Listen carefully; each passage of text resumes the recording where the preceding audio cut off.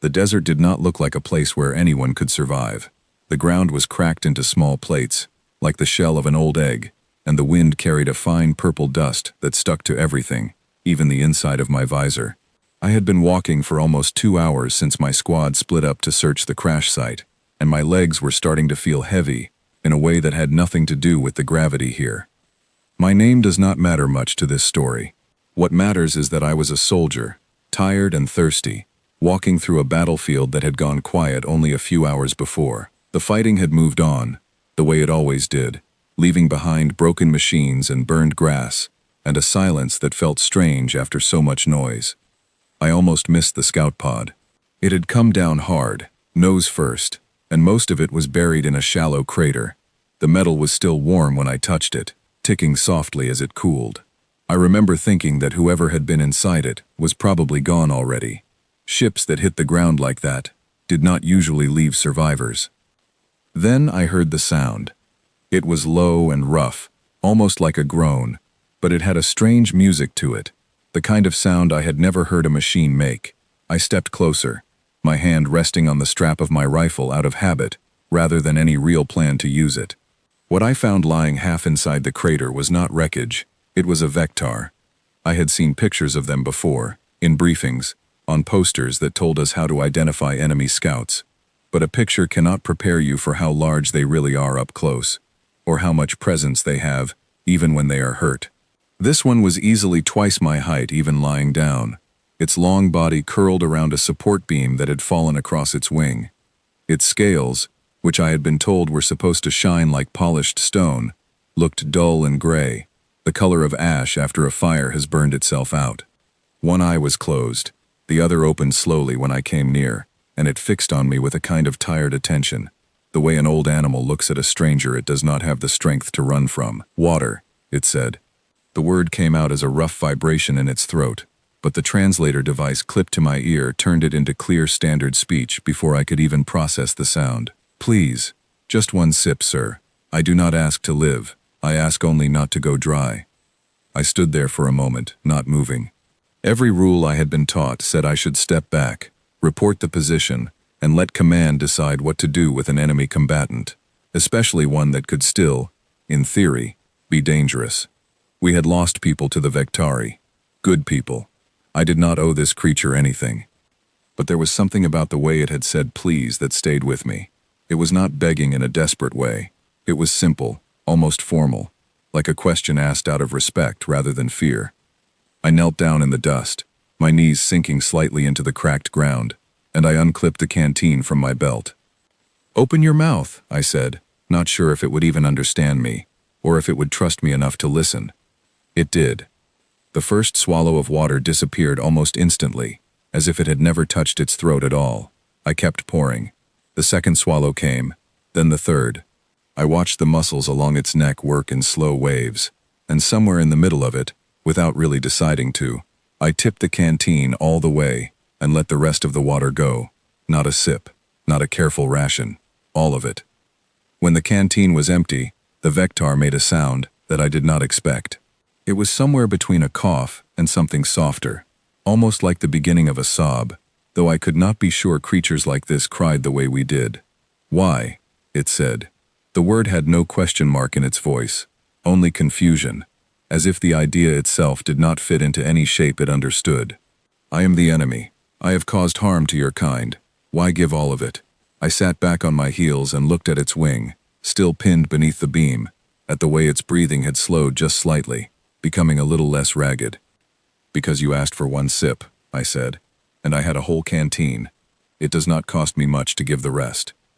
That was not entirely true, and I knew it even as I said it. It would cost me hours of thirst on the walk back to base.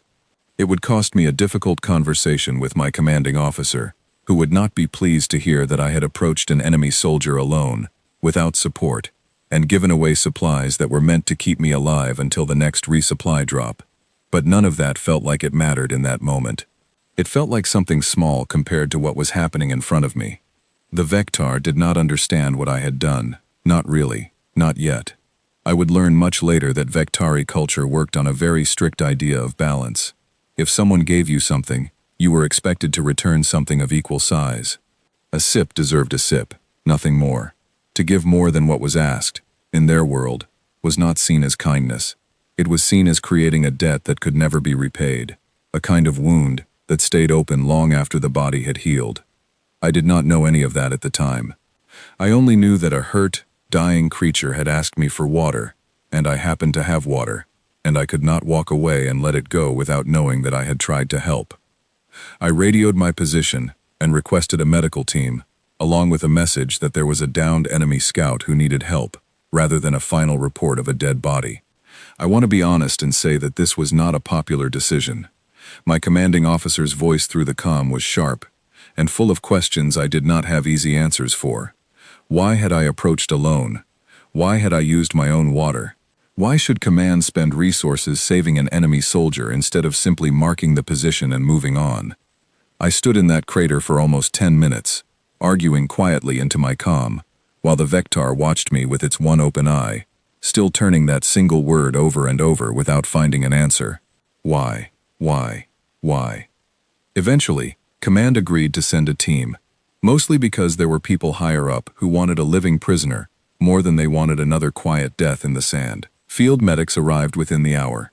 They worked carefully, cutting away the beam, treating the wound along its wing, wrapping it in materials I did not recognize. Through all of it, the Vectar kept its eye on me, as if it was trying to memorize my face. They took it away in a transport built for creatures of that size, and I did not see it again for a long time. The following months blurred together the way they do during any long conflict. There were more missions, more quiet moments between fighting, more nights spent staring at a ceiling and wondering how much longer any of it would last.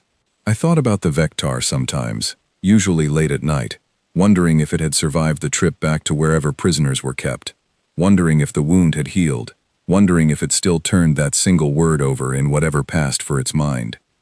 Almost 3 years later, the war ended, not with a clear victory for either side, not with parades or speeches that meant much of anything, but the way most long conflicts actually end. Both sides simply grew too tired, too worn down, too aware of how much had already been lost to keep going. A ceasefire was signed. Slowly, carefully, both sides began building something new in its place. I was assigned to a small joint outpost meant to help manage the early stages of peace between our people and the Vectari. I did not expect this assignment. I later found out that someone in command had pulled my old file and noticed a strange note attached to it. Something about a soldier who had once given his entire water supply to an enemy scout, instead of leaving it to die. Someone thought that story might make me useful now, in a time when both sides needed reminders that kindness between enemies was possible. I arrived at the outpost with low expectations. Peace after a long conflict rarely feels like peace right away. It usually feels more like a held breath, everyone waiting to see if the other side will keep their word. I spent the first few days settling into the base, learning the layout, meeting officers from both sides who were still cautious around each other, still measuring every word before they said it. On the second day, while I was eating in the shared dining hall, a shadow fell across my table. I looked up and saw a Vectar standing there, scales shining gold and black, healthy in a way I had never seen one look before. For a moment, I did not understand who it was. Then it spoke. "You gave me your water," it said, 3 years ago, in the crater near the eastern ridge. I put down my food slowly, my heart beating faster than I expected. "Sis's Khan," I said, remembering the name from an old report I had read once and never forgotten. It lowered its long body carefully, folding itself down until it was kneeling on the floor of the dining hall, an enormous creature, trying to make itself smaller, in a room full of humans who had gone quiet to watch. I felt a strange kind of embarrassment, as if this attention was too much for something as simple as pouring water on a hot afternoon. "I have thought of you every day since," Siskan said. "In my culture, when someone gives you something, you must give back something equal in size." A sip for a sip, nothing more. What you did broke that idea completely. You gave me an entire canteen when I asked only for a small amount. For a long time I did not understand why. I could not sleep some nights, trying to work out what I owed you, because there was no way to measure a debt that large. I did not know what to say, so I stayed quiet and let it continue. "Eventually," Siskan said, "I decided that if I could not repay you directly, I would try something different. I asked my healers and my elders what your people do when a debt cannot be repaid in an equal amount. They told me about a word your language uses: interest. The idea that when you cannot give back exactly what was given, you try to give back more than what was taken, spread out over time. It reached into a pouch attached to its side and pulled out an object, setting it carefully on the table in front of me. It was a canteen, but not like mine. This one was made from a dark metal I did not recognize, covered in flowing script that curved and looped across its surface. I could not repay a full canteen with a full canteen, Siskan said, so I did not try to match it. Instead, I decided to continue what you started. I opened the canteen slowly. Inside, instead of water, I found the surface of the lid covered in engraved names. Dozens of them, some clearly human, some clearly Vektari, some perhaps other species I did not immediately recognize. Siskan explained, its voice low and steady as the whole dining hall listened. Every name inside that lid belonged to a soldier, a scout, a stranded traveler from either side of the old conflict that Siskan had personally helped save in the 2 years since the fighting had stopped.